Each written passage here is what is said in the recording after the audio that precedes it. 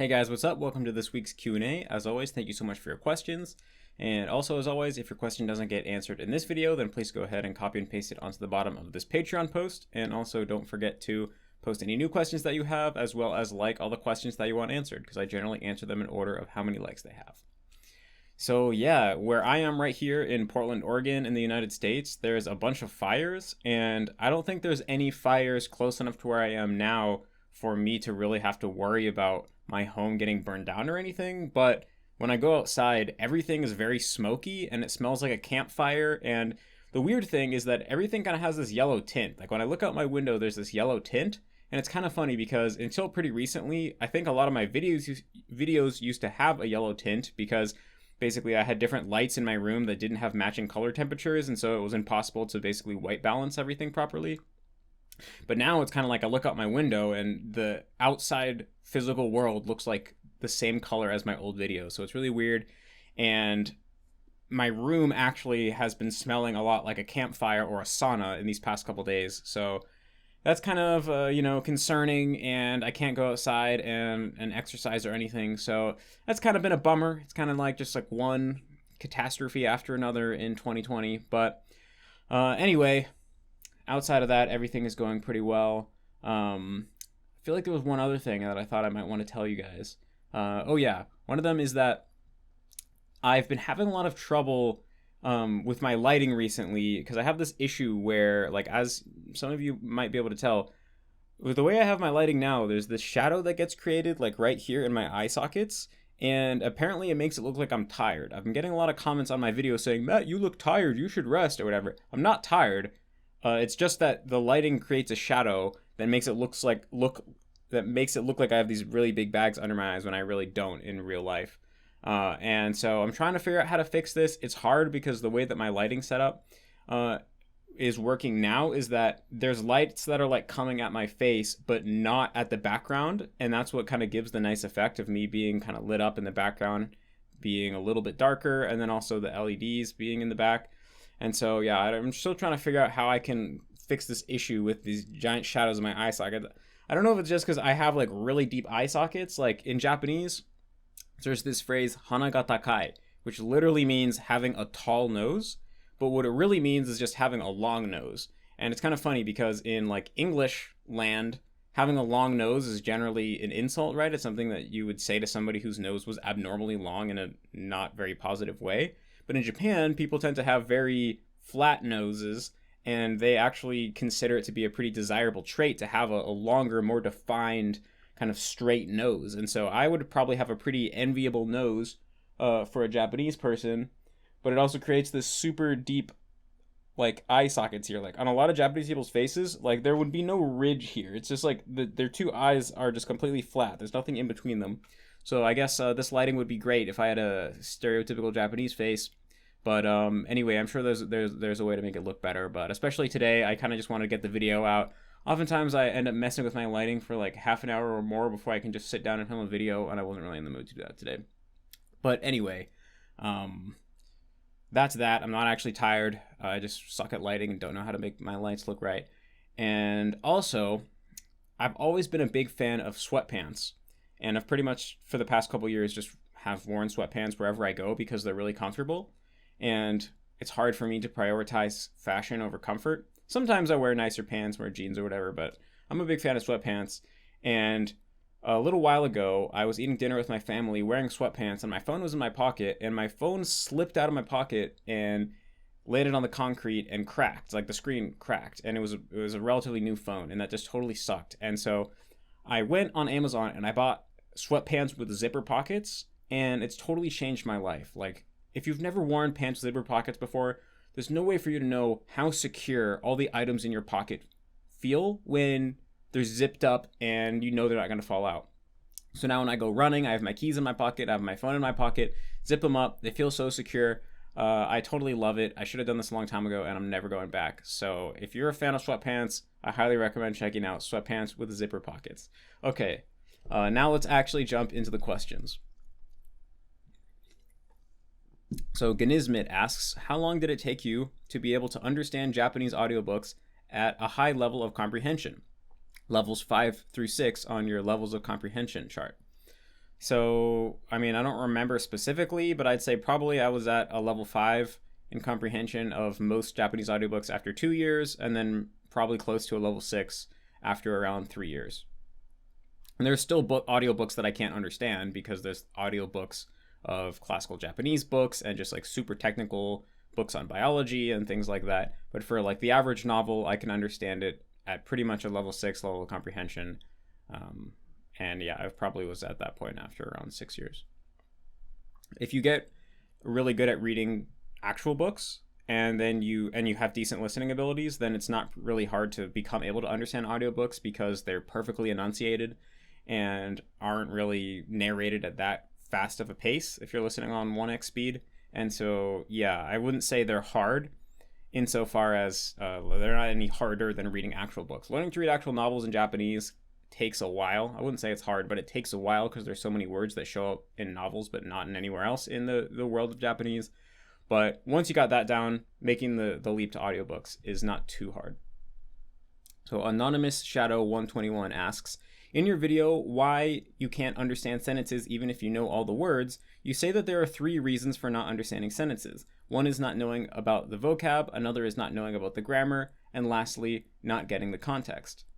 So before I finish reading the question, I just want to point out that I didn't mean to imply that there are 3 reasons, more like there are 3 categories of reasons, or you can take all of the different reasons and then sort them into different categories. And I didn't mean for it to necessarily be an exclusive list or a comprehensive list, just I think the vast majority of the reasons fall into those categories. And basically I just wanted to point out to people that it takes a lot more to understand actual sentences than just knowledge of the individual words and like knowledge of grammar formulas. That was the main gist of the video. So with that said, recently I have realized that when reading long sentences, 2 lines or more, I keep forgetting the previous words or previous parts of the sentence. Thus, I have to read the sentence more than once to understand it. Is this another reason for not understanding sentences even if you know all the words? Is there any way to overcome this? Recently facing this problem a lot while reading. So yeah, I totally know the issue that you're talking about. The way that I think about it is that your brain is running out of RAM when you're reading a sentence. So, RAM, I mean, I don't really know how computers work in that level of detail, so sorry if this is inaccurate, but basically my understanding is that within a computer, RAM is what kind of loads up information or data that is like going to be used immediately.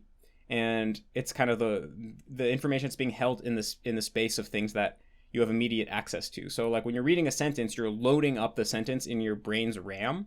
And then sometimes it will feel like you just run out of space. And then the beginning of the sentence kind of falls out of your short-term memory before you've reached the end of the sentence. And as someone commented on this Patreon post, it happens to all of us in our native language as well, like especially if you try to read like a philosophical text or a more dense literary text and you're not really used to reading that type of stuff, then you'll probably find that does happen to you a lot. But if you're talking about this just happening to you reading everyday, more normal sentences in a foreign language, then I think basically this is just caused by the fact that as you get more and more adept at a foreign language, your brain starts to chunk the language in larger and larger chunks. So, like for example, if you take like, let's just say in English, always bad at coming up with examples on the spot. Like for example, I don't know.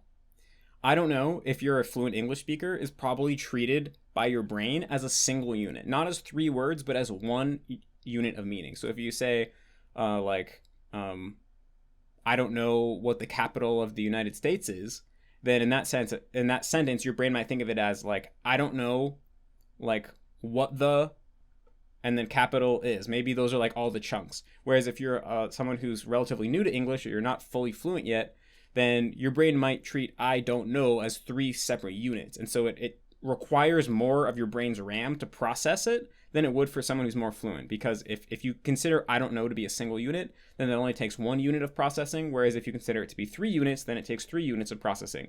And your total number of processing units is limited. And so I think basically what happens is that, yeah, as you get better and better, because your brain chunks the language in larger and larger chunks, it requires less and less RAM for your brain to be able to process a given sentence. And this is, I'm sure, is a kind of oversimplification of what's actually happening, but I think it's kind of like a good way to think about what's actually going on here. So it's a really normal process. There's nothing you have to do specifically to combat it. Just as you read more and as you gain more comfort in the language, just naturally you'll find that this happens to you less and less, and that your brain will naturally start figuring out how to chunk things in bigger chunks. And I wouldn't actually say that this is a reason why you might understand all the words but not understand the sentence as a whole, because a lot of times if this happens, right, you're reading a long sentence, you get to the end of the sentence and you don't understand it because you already have forgotten what the beginning of the sentence was. If you just go back and then reread the beginning of the sentence, then oftentimes you will understand it.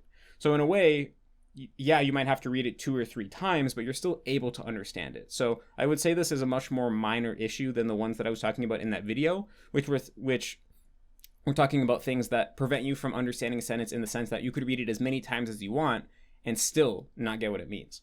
So this time it's like, it's not really preventing you from understanding, it's just requiring you more work to understand because you have to read the sentence a number of times.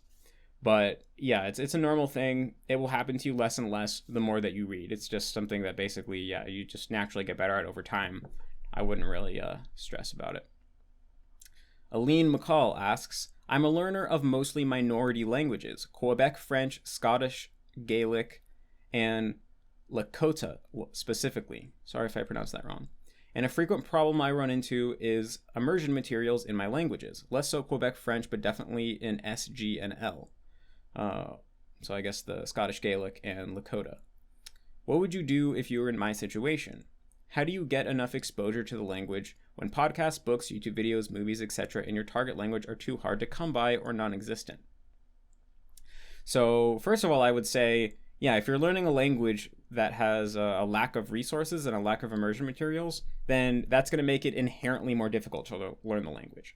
So that I would just accept right off the bat, that basically, regardless of how hard it would be otherwise, it's just going to be 2 units of difficulty harder because you have limited resources. And to the extent that your resources are limited, it's going to be that much harder. So if we say that, like, for an English speaker, learning Spanish would be relatively easy just in terms of the fact that the language is very similar to English. If we lived in an alternate universe where Spanish, as in terms of the constitute of the language, was exactly the same, but there were no resources for it, no immersion materials, then in a sense, it has the potential to be harder than a language like Japanese for an English speaker if the immersion resources were that limited. And like dictionary resources and just other things like that, the overall resources. And so, yeah, probably these languages are really hard. So you're in hard mode. So first I would just go into it with that mindset. You probably already think about it that way, but I just wanted to say that just in case. And I don't know exactly what level of resources there are to these specific languages, so I can't, go into that much detail, but this is what I would say. So if you can find italki tutors that, well, first, actually, before I even get into that, I would say, like, just search the whole internet and all of YouTube or whatever for any little bits and pieces that you can find and gather all those together, and don't be picky at all. You don't have the luxury of being picky if you have limited immersion resources, right? You got to take whatever you can get and make the most of that. And so I would imagine a lot of these languages, if you really look hard and maybe you have a native speaker friend who can look for you, or you can search in the language that you're talking about, maybe you can get more resources than if you're just searching in English. Really try to search the whole internet, get as much as you possibly can, and really make the most use of that as you can.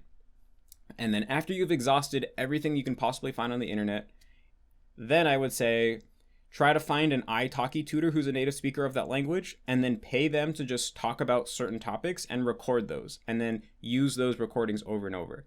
So you could have a native speaker tutor and just say, like, tell me about what you did last week, or like, tell me about your favorite type of food, or tell me about like your family, and record those conversations and then use those as immersion materials. And you'll have to rely on repetition a lot if you have limited immersion materials, because like maybe ideally you would watch, 4 movies, but if you only have 2 movies, then you just got to watch those 2 movies twice, and each of those 2 movies twice instead. So that's just what you got to do if your resources are limited, right? So pay an italki tutor to just talk about stuff for an hour, and then use that hour as like all your immersion material for that whole week, and then try to do that every week if you can. And it'd be even better if you could get that native speaker to create a transcript for it afterwards. Like you could record it and then send them the recording and then pay them a second time to transcribe that. And then also like write down what all the words that you didn't know mean and things like that. Now, if there's like not even, oh, and then I would also say, if you're going to take this sort of approach, then also try to find other people who are learning the same language as you. And then that way you guys can kind of trade immersion resources, right? So if you get an italki teacher and you create a recording of them speaking for an hour, and then your friend does the same, then you guys can trade your recordings and then basically have twice the amount of material for the same amount of time, effort, and money. And so, yeah, if you could even get a whole community going, that'd be even better, right? If you could get a community of people who are into immersion learning, who are learning the same language as you, and you guys are actually creating immersion resources on your own and then pooling them together, that could be a really good way to improve the situation with that language. And then I would also say, if you can't find anyone over the internet or enough people over the internet who are native speakers and can help you create new immersion content, then you might just have to go to the location and brute force make friends with locals, and then try to get them to either try to get them to basically allow you to follow them around all day with a recorder so that you can just observe them using their language in person in real time, and then record that and then go over those recordings later. And it might be hard to find someone who will let you do this, but I imagine it'd be possible if you worked out some sort of deal where you're going to do something for them in return and things like that. And also, if you're living in the place where that language is spoken, then I imagine that there's probably other sorts of places you can go to get exposure to the language. Like if there's any sort of theater, you can go to the theater and then record, like create your own audio recording of whatever play you watched. Even if they don't really want you to do that, you could probably do that in secret in the name of trying to learn the language. You know, it's for a good cause, so you can break some of the rules. And basically, yeah, if this language is still a living language and there's people who are using it every day in their day-to-day lives, then you should be able to go to wherever that language is being used and then create recordings of it being used and use those recordings. So that's getting pretty difficult, right? Because you have to actually go to a location, maybe even secretly record some stuff if you don't think they would actually let you record. But hey, maybe you got to do what you got to do if you're really trying to learn a language and you have no malicious intent, right? So that's what I would say. Those are kind of like my ideas. Again, I've never learned a language that doesn't have many resources. I've only really learned Japanese, and Japanese has an amazing abundance of resources. But those are some ideas that I had for ways that you could kind of create new immersion material, because if there isn't enough immersion material in existence, then your only real choice is to create it, right? And if you can find native speakers and you have technology that can record audio, then that shouldn't be too hard to do. I mean, it will be a pain in the ass, but I mean, it should be doable. So Danielle Piscuti asks, "Hey Matt, why do you think actors are so good at acquiring a new accent? You say you don't know of anybody who's acquired a native level American accent, but I can think of a bunch of foreign actors who sound American. I also don't think it has to do with the fact that they already know the language, because I also speak Italian and I don't think I'd be able to speak like someone from, say, the South. I live in the North. I mean, maybe if I got a lot of immersion, I would, but I don't think it'd be facilitated by the fact that I already speak Italian." Yeah, so a few thoughts come to mind here. So first of all, I don't think it's necessarily the case that all actors are good at imitating different accents or acquiring new accents, right? Maybe 30% of actors are good at acquiring accents, and all the actors that actually play roles that involve them to acquire a new accent are part of those 30 who are good at acquiring accents. And that number 30% is totally arbitrary. Maybe it's less, maybe it's 10%, maybe it's 50%, but I would imagine it's probably on the low side, because acquiring a new accent is difficult. And so I think that, yeah, there's probably a lot of actors who just don't play any roles that force them to acquire a new accent because that's not their talent and they wouldn't be able to do that very well. So that's the first thing, is I think it might be an illusion that all actors are good at acquiring accents. I don't think that's necessarily the case.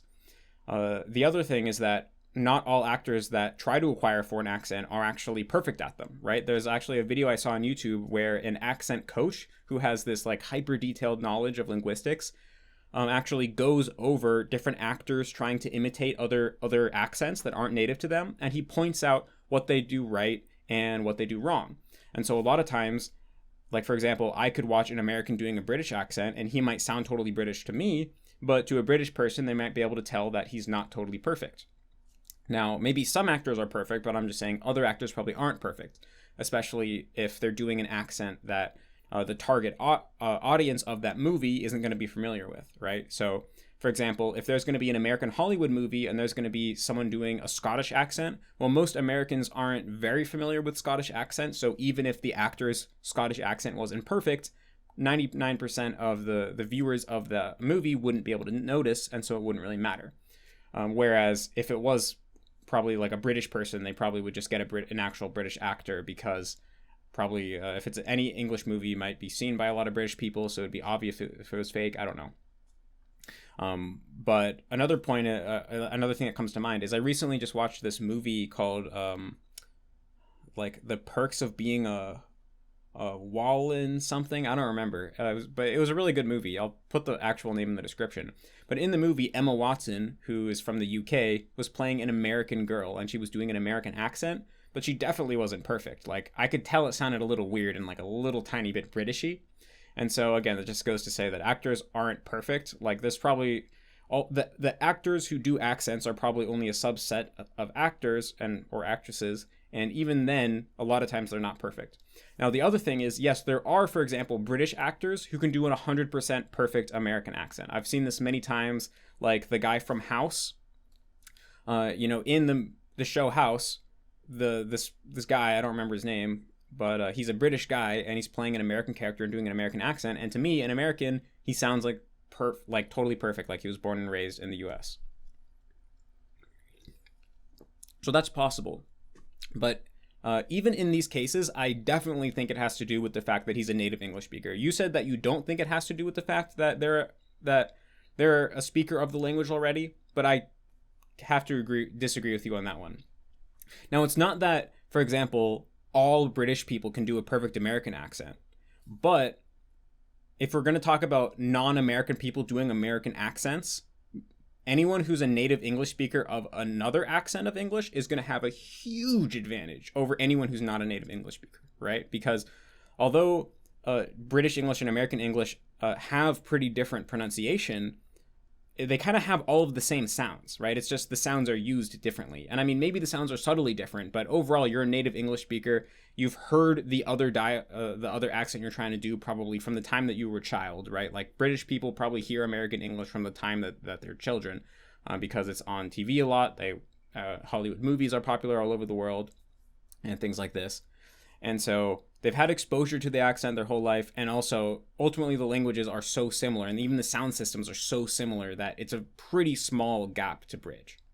And so, yeah, it might still take a lot of work and effort for a British person to learn how to do an American accent, but if you're going to compare that to like an Italian person trying to do an American accent, then it's not comparable at all. And as proof of this, I've literally never heard anyone who is a second language speaker of English, meaning they learn English past the age of like 15 years old, who can actually do 100% perfect American accent. Like, there's people who are like 99% there, and it's really, really close, but it still just sounds a tiny bit off, like Tom from Anti-Moon. But I've just never heard anyone that's literally perfect. But I have heard British people do literally 100% perfect American accent, right? So I think a big part of it is whenever an actor is acquiring a new accent and doing it perfectly, it's probably a different dialect or a different accent of their own native language. And I don't really even see actors accurately being able to acquire accents in a foreign language to a level of perfection. Maybe they can get close, but not perfection. And the other thing is that a lot of times there's a clip where actually, before I say that, I'll also just say that when an actor is acquiring an accent, it's not necessarily easy for them, right? They probably put in a ton of practice. They spend hours listening to the original. And again, they're probably already talented as well, because it's First of all, people who are good at imitating other people tend to become actors. And then out of people who are actors, the ones who are good at acquiring accents are the ones who take on roles that involve them to acquire an accent. So probably they already have a high level of natural ability at mimicking accents and mimicking sound. But then in addition to that, they put in a lot of work. They've honed the craft of imitating other people through their whole training that they had to go through in order to become an actor. And also they have an accent coach who is literally just a professional at helping people do accents, who trains them on the exact lines that they're going to say in the movie and helps them tweak out all the little things that are going wrong, gives them specific exercises to do. So that's another reason that I think some actors are able to do a good job, right? Because they have the natural talent, they put in tons of training to do that accent, training just imitating people, and that's a skill they've been training their whole life. And then they have another professional whose sole job is to help them do the accent. So there's all of that.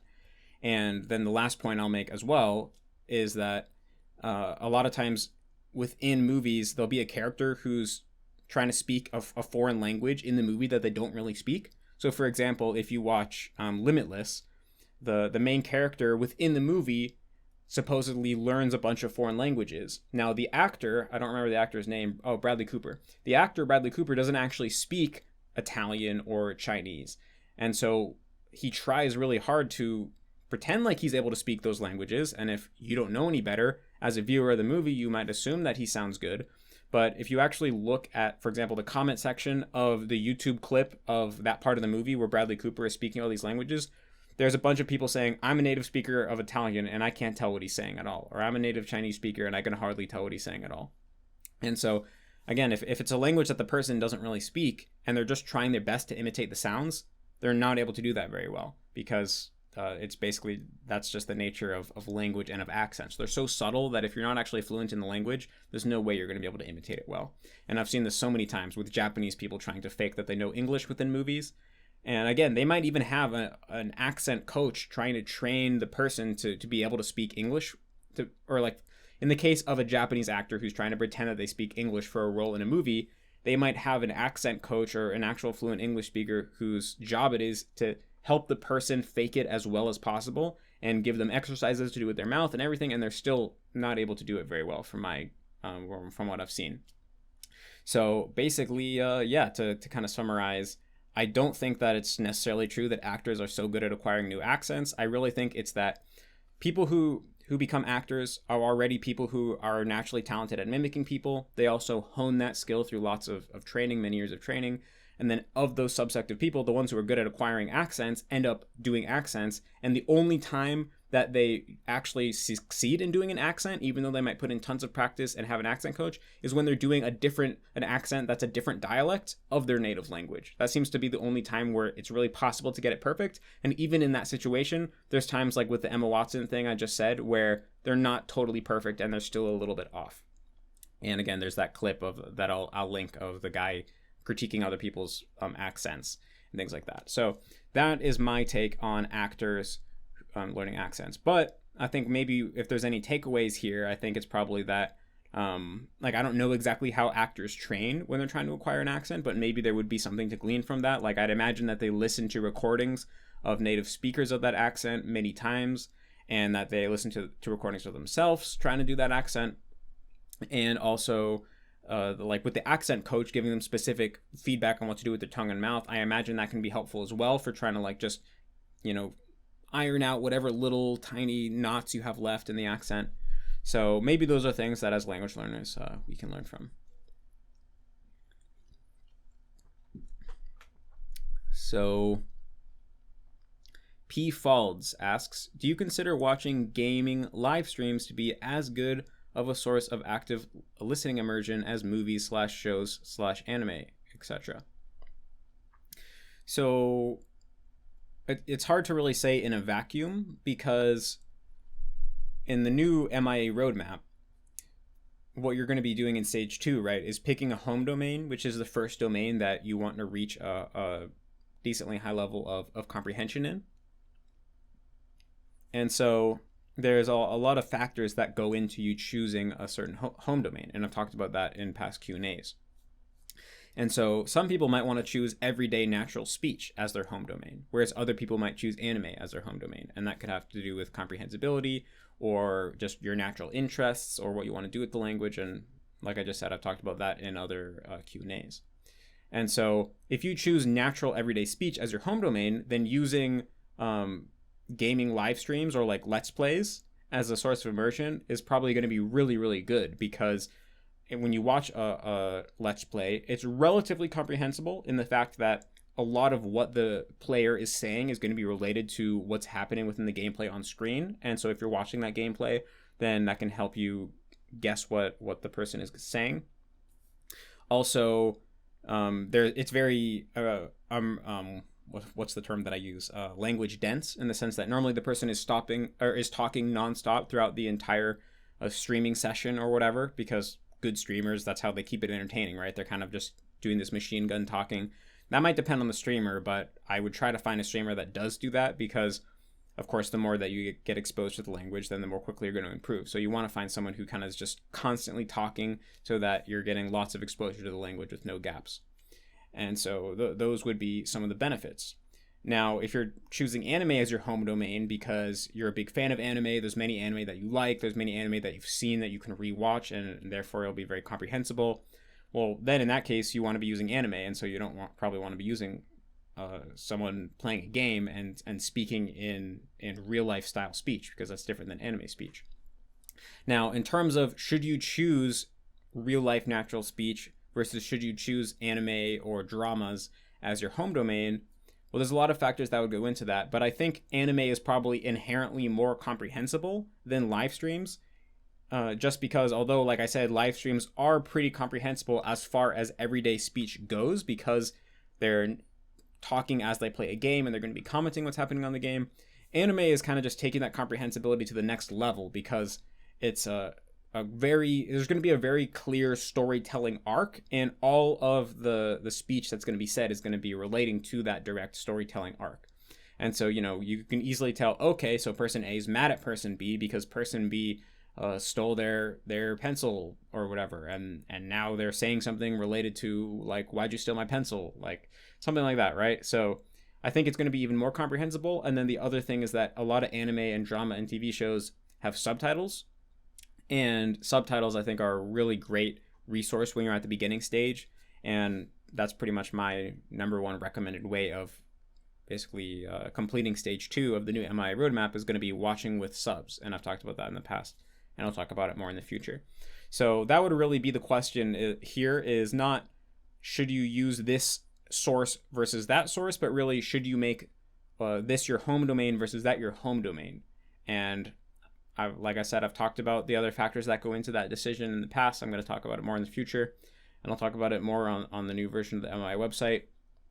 But those are kind of my thoughts in regards to the inherent comprehensibility, that as far as real life everyday kind of style speech goes, live streaming is very good. But if you're just talking about pure comprehensibility, anime is probably even more comprehensible, plus you have the benefit of subs. So Alberto asks, do you have any specific advice for those who are not learning Japanese but want to apply MIA? In your opinion, what would the main differences or changes I need to make to use it effectively? I'm a Spanish speaker learning English. So I think this is kind of a funny way to ask it, because you're basically saying, how do you apply MIA for a language that's not Japanese? But that's basically saying that there's two versions of MIA, MIA for Japanese and MIA for every single other language. But of course, it totally depends on what your target language is. And although the core principles of MIA are going to be the same no matter what the language is, of course, there are going to be language-specific modifications that you got to make in order to apply it efficiently. So luckily, you did say that you're learning English, but the way that your question is framed, I just want to kind of clearly say that I can't say, like, oh, for every single language other than Japanese, change this, besides don't learn kanji and don't learn pitch accent, unless the language is Chinese, in which case learn kanji, or the language is Swedish, in which case learn pitch accent. But I think you get what I mean, right? So yeah, for learning English, I mean, I would say, I haven't thought about this too much yet, probably be thinking about it more in the future, but definitely learn the International Phonetic Alphabet and make sure that you know the actual pronunciation of every word that you learn.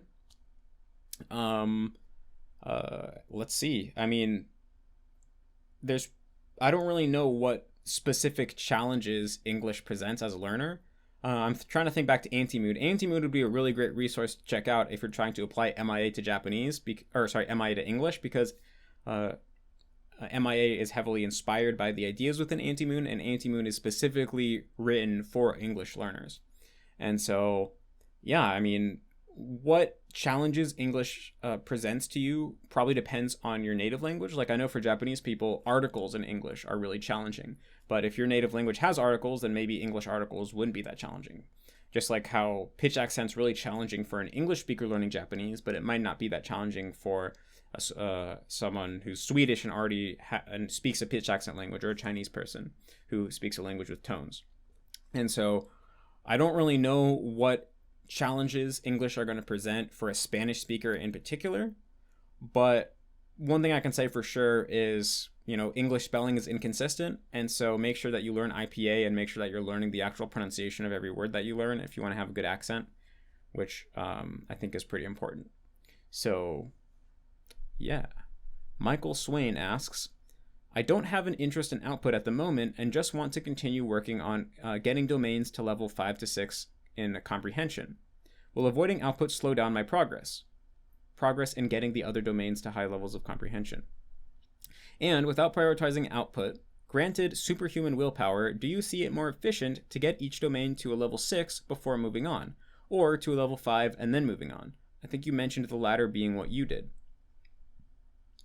Yeah, so your first question, will avoiding output get in the way of you growing your comprehension? No, I don't think so. I think that to a pretty large extent, growing your comprehension is something that kind of just happens through getting input, and the process of learning how to speak might improve your ability to grow your comprehension in very minor ways, but not in very significant ways. So I think that, yeah, if right now you're just interested in growing your comprehension, then it's totally fine to not worry about output at all. Just totally focus on growing your comprehension, and the fact that you're not outputting should not get in the way of you growing your comprehension in any way that I can think of, or any meaningful way.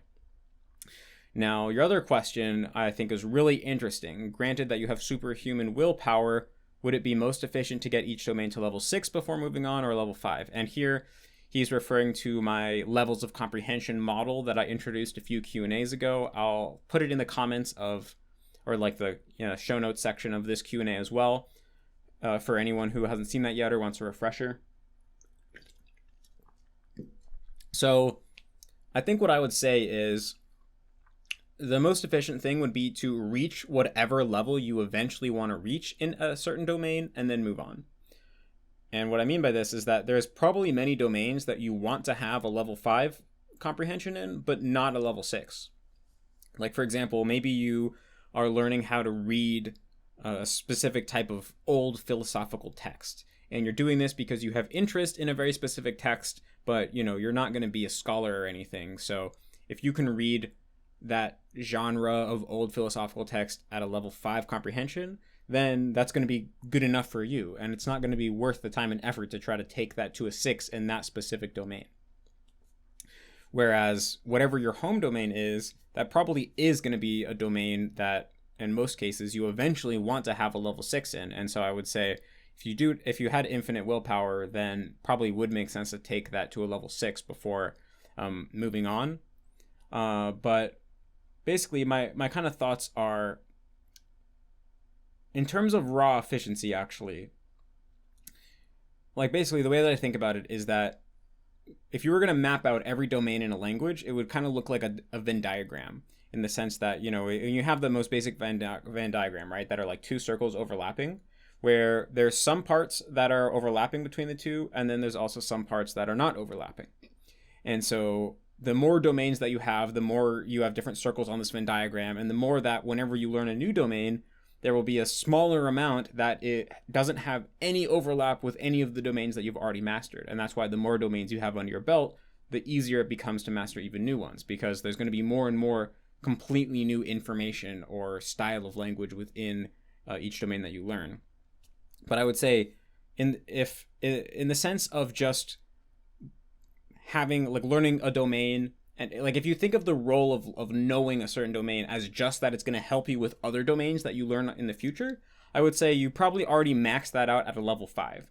Because when you reach level 5, you already know virtually everything that exists within that domain, and you get how it works, and you pretty much kind of see the big picture. You just haven't mastered it to the point where it's effortless. It still is going to be taking you a decent amount of effort, and maybe it's a little bit slower to consume what's going on in that domain. And so if your goal is basically to say, okay, I'm learning domain A just because it's going to help me when I learn domains like B, C, and D, then you've pretty much maxed that out once you reach level 5. Going from level 5 to level 6 isn't really going to help you learn other domains later on down the line. And so that's why I would say it's probably good to learn whatever domain you tackle at least to level 5, because that's when it becomes something significant and it's actually like adding to your overall ability in the language, and you know enough of it where it might actually make sense to consume content in that domain for a purpose other than strictly trying to improve your comprehension. But unless you actually plan on spending enough time or spending a lot of time in that domain going forward, then it probably isn't worth the effort it would take to bring that 5 to a 6. So like, for example, if I think about my case with Japanese, like, I like reading novels from 100 years ago, but that's not so important to me that I think it would be worth the effort to spend all the time it would take to basically achieve a level 6 comprehension in 100-year-old novels. Right now I have basically a level 5 comprehension in 100-year-old novels, and that's perfectly fine for me because I only probably want to read one of those novels once or twice a year, and I'm doing that because it's a novel that I really want to read and has a lot of cultural and historical significance. And so just the fact that I'm able to read it, even if it's a little bit slow and takes a lot of effort, is totally fine for me. It wouldn't be worth the effort it would take to get that to a level 6. Whereas if I'm talking about like slice of life anime, or even like sci-fi anime and fantasy anime, well, that's something that maybe I like a lot. I mean, recently haven't really been watching any anime, but if I put myself in the position that I was in when I was actually like very actively learning Japanese, back then I was very passionate about anime, or at least significantly passionate about anime. I don't want to piss off any anime fans who are much more passionate than I was, but I was a fan of anime. And so it was important to me that I could watch any anime that I wanted to watch and experience that in the same way that a Japanese person would be able to experience it, like effortlessly comprehend virtually everything in the show. And so for me, I spent a lot of time working to really achieve a level 6 in almost every genre of anime. And so basically, if you're going to achieve a level 6 in a domain, then you might as well like for example, so basically what I'm saying is that if you're ever going to, like, let's say anime is your home domain. Since you're working on anime, you might as well not move on until you're at a level 6, because like basically there's two scenarios, right? You reach a level 5 in anime, then you go and reach a level 5 in other domains, and then you come back and to the anime and pick up that 5 and bring it to a 6. Or the very first time you go all the way to 6 and then you move on and work on other domains. So in those two scenarios, I mean, in terms of efficiency, I don't think it's really going to make a difference either way. But one benefit of getting to the 6 the first time is that, like I talked about either like a couple Q&As ago, it's really good to have as many domains as possible at a level 6, because when you're at a level 6, you can spend time in that domain effortlessly. And so that way, you're going to be able to increase your total immersion time, because when you have more energy, you can be working on the domains that still require effort for you. And then when you are in a lower energy state, then you can spend time in the domains that you've totally mastered and don't require that much effort to understand. And by doing this, you can spend more total time in the language and basically increase the speed at which you can kind of tip the scale of your brain over to the side of your target language, and really kind of reach that critical mass where you can think in the language and express yourself in the language more naturally. And so that's really the benefit of having domains that are at a level 6, is that it's going to probably increase the total amount of time you can spend in the language, and then through that's going to end up being more efficient. So yeah, that was kind of a convoluted answer, but to summarize, it's probably good to relatively early on, like, and when I say relatively early on, I mean like when you're getting towards like an intermediate stage, to try to develop a few level 6 domains just so that you have something to fall back on when you're in a low energy state. But most domains that you learn, you'll probably not actually ever end up even taking to a 6 because they just won't be relevant enough for you for that to matter. And I don't really think it's worth trying to achieve level 6 in domains where it's not worth it, because it's just a waste of time and energy, essentially.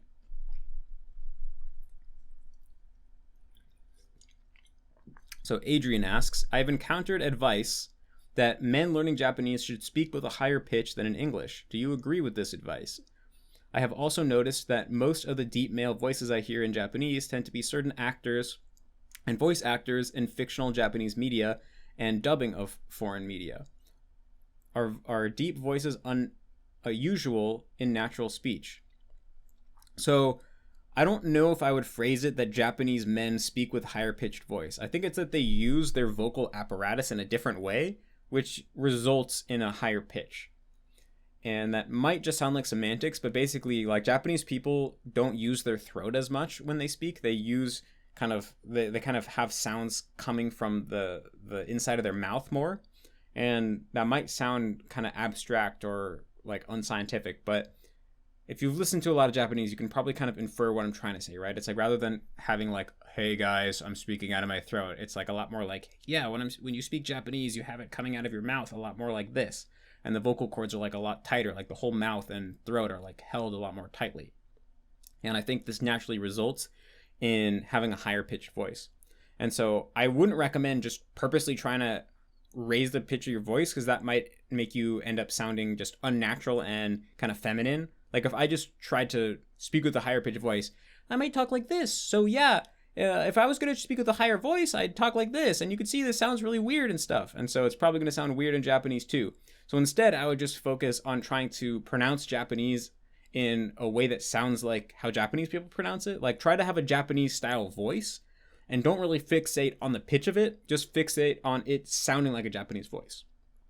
Because like Japanese, how low or high your voice is depends on the length of your vocal cords. And so there's Japanese people who have all different styles of voices, right? Like, if there's a Japanese person who just happens to have really long vocal cords, then, and like, because maybe they're really tall or something, I mean, not that your vocal cord length is like 100% corresponding to your height, but I think there's some correlation.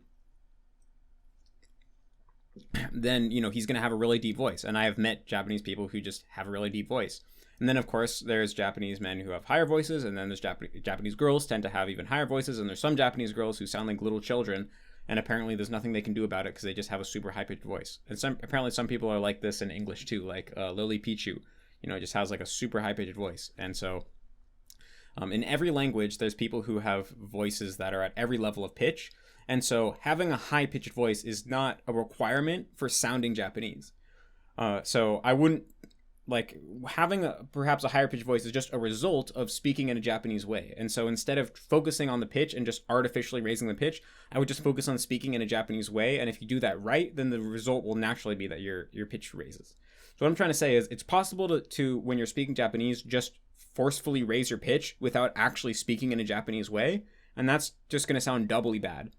And so you want to avoid that possible outcome. Instead, just focus on like hearing the tone of voice in that is what it is to sound like Japanese. Like, listen to Japanese people who have high voices, like medium voices and low voices, and look for the commonality between all three of those. That is the essence of what it is to sound Japanese, and then try to sound Japanese. And if you do that correctly, it might happen that, yeah, overall, when you're speaking Japanese, your voice ends up being higher pitched than when you speak English. And I think that's the case for me. I mean, again, I've never thought about it. I've never said, okay, I'm going to speak Japanese, I'm going to raise my pitch. But I do think if you watch videos of me speaking Japanese versus speaking English, my voice is generally higher. And so in terms of, do I agree with that advice? No, I don't think that's good advice. I think that's a little misguided, and that could lead you to sound really weird. But I think it's a true observation that Japanese people tend to have higher voices, but I wouldn't try to mimic that directly, if you get what I mean. So let's see.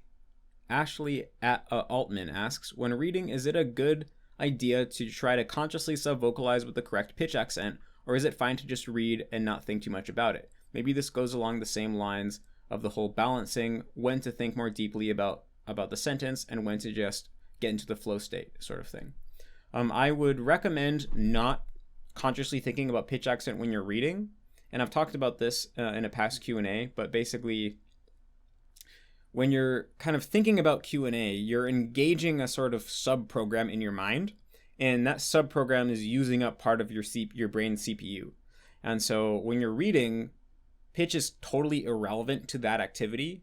Like, for example, when someone from Kansai reads a famous Japanese work of literature, and in their mind, they're probably subvocalizing it with different pitch accent than when someone from Tokyo was reading a famous literary work. And both of those are different than the actual author because pitch accent has changed over time.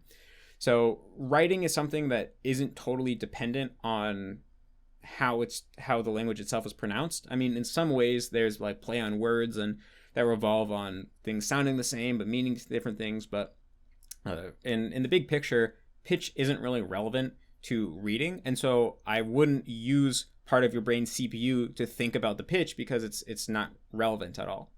Now, if you've watched my how to output video or how to start outputting video, I show this exercise where you take a text and you read it out loud and you specifically make sure that you're pronouncing all the words with the correct pitch accent. Now, I still recommend doing this, but I would think of this as a specific exercise that you're doing for maybe 5 to 15 minutes a day, just to train your pitch accent when you're first starting to learn how to speak. I wouldn't do that all the time whenever you're reading. I think the ideal is when you're reading in your head, you're not thinking about pitch accent at all because pitch accent isn't relevant to text and you don't want to be wasting any of your brain's power on thinking about something that's not relevant. But then you also do this exercise where you're reading out loud and consciously thinking about the pitch, and that's going to help you get the pitch right when you're speaking yourself. And I will also just note that when I first got into pitch accent, I started always subvocalizing or making sure that I was subvocalizing Japanese with the correct pitch whenever I read Japanese, and it got to the point where reading Japanese became way harder because I was just always thinking about the pitch and wondering what the pitch was and wondering what the pattern is in this specific context and this specific conjugation, and it just basically made me worse at reading. And so I had to force myself to let go of that habit and just stop thinking about the pitch whenever I read. And once I was able to do that, then Japanese reading got a lot more pleasant again. So yeah, I would recommend that you avoid doing what I did and building up the habit of thinking about pitch, because then you'll have to drop the habit, which is really hard. It's a lot easier to just avoid it altogether from the beginning. Okay, so this is going to be the last question. Joey Jordanson asks, I have a question regarding a certain style of immersion. I usually immerse between 3 to 5 hours a day on average, depending how busy I am. What I like to do to keep things interesting is watch one episode of anime and then do a half hour of reading, and then rinse and repeat for the entire day. Do you believe this would be just as effective as reading or listening in longer intervals? Sometimes I feel as if I am perhaps making things too easy for myself by constantly switching back and forth.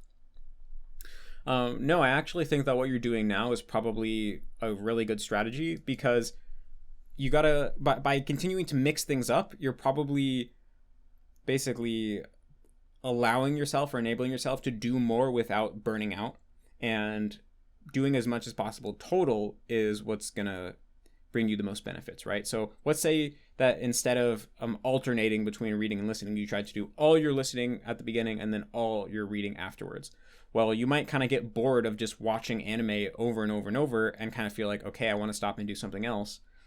And maybe you can force yourself to do it anyway, but you're not going to be as engaged and paying as much attention because part of your mind doesn't want to be doing that, right? It wants to go and do something else. And because of that, you're not going to enter into as many flow states, and you're not going to be taking as much away.